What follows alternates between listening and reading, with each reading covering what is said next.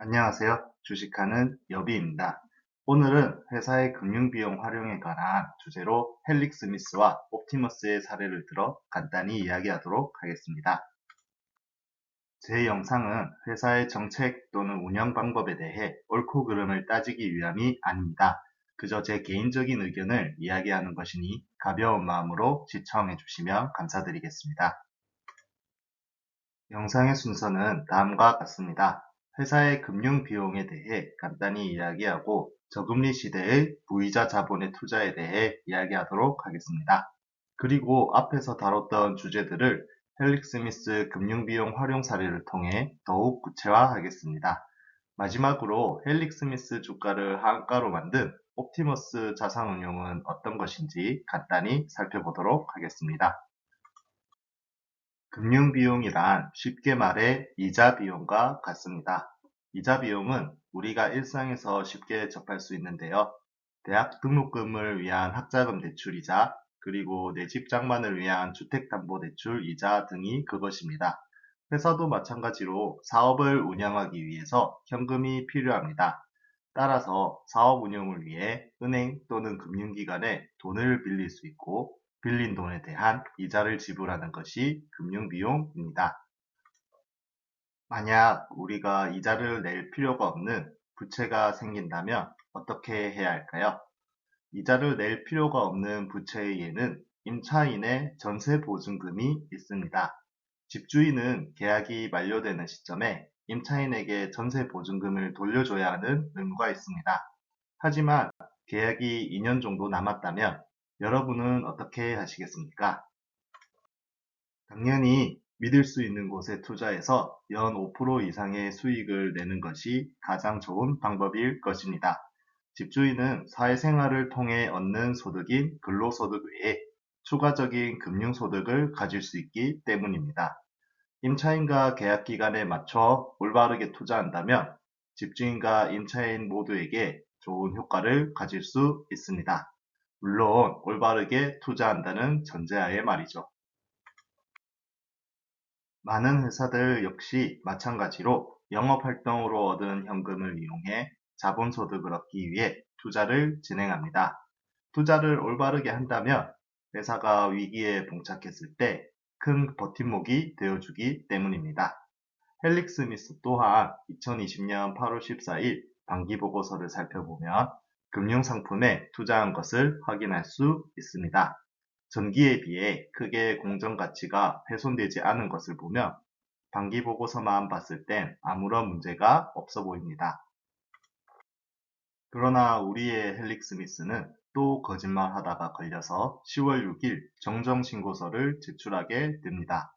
2019년에 유상증자를 통해 많은 주주들을 울렸던 기억이 있는데요. 당시 주주들에게는 엔젠시스 임상을 재도전하기 위한 회사 운영에 사용한다는 것이었습니다. 하지만 이 돈의 대부분으로 금융상품에 투자를 했고, 일부 금액은 현재 돌려받고 있지 못하는 상황인 것을 감사를 통해 밝혀지게 된 것입니다. 올해 유상증자로 화가 난 주주들이 면담을 요구하자 김선영 대표는 지분 9% 이하 주주들과는 겸상을 하지 않겠다고 말했던 뻔뻔한 인물입니다. 그런데 주주들의 돈으로 엔젠시스 연구개발은 하지 않고 금융투자만 하고 있었다는 것을 알게 되니 많은 주주들은 인내심을 잃었습니다. 펠릭 스미스는 항상 유상증자 공시를 낸 직후에는 엔젠시스 생산 라인을 준비하고 있다는 뉘앙스의 뉴스를 공개합니다. 예를 들어 쉽게 설명을 하면 아들놈이 서울에 대학을 갔습니다. 이놈이 서울에서 생명공학을 열심히 공부하고 있는 줄 알았는데 허구한 날 엉뚱한 곳에 투자만 하고 있었던 것이죠.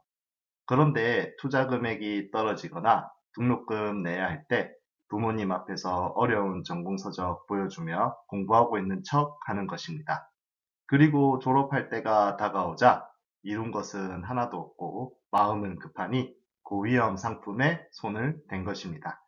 이 이야기가 현재 헬릭 스미스의 상황입니다. 서울대 벤처 동아리 출신, 서울대 생명공학 교수, 대한민국 기술특례 상장 1호 등 온갖 화려한 타이틀은 다 가지고 있었던 헬릭 스미스입니다. 2017년엔 시장에서 가장 뜨거웠던 바이오 회사 중 하나였고요. 저는 이번 헬릭 스미스의 투자 사례를 보고 시간은 없는데 성과를 내야 하는 다급한 심정이 느껴졌습니다. 그리고 앞으로 기대되는 이슈 중 하나가 인적 분할입니다.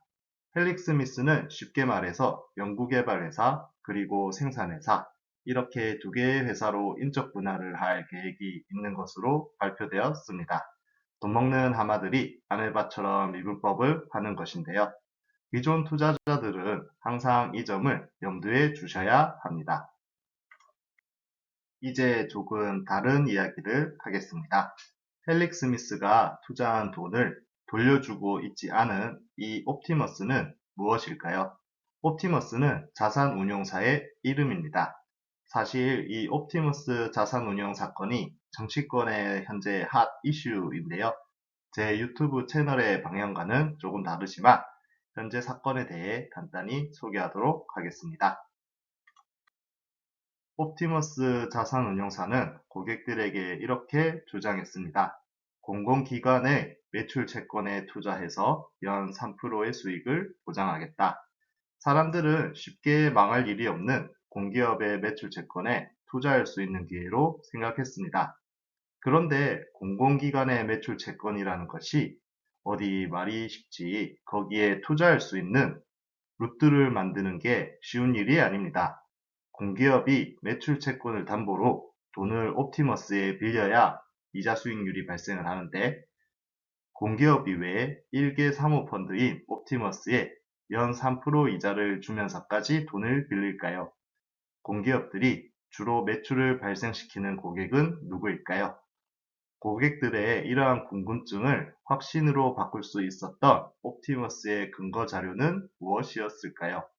우리는 뉴스를 찾아보면서 이 점에 대해 생각해 봐야 할 필요가 있습니다. 헬릭 스미스는 이 옵티머스 자산운용사에게 속았던 것입니다. 주주들을 속여 먹던 헬릭 스미스를 속였던 옵티머스. 아름다운 먹이 사슬의 현장을 보셨습니다. 영상 시청해 주셔서 감사합니다. 좋은 한 주 되세요.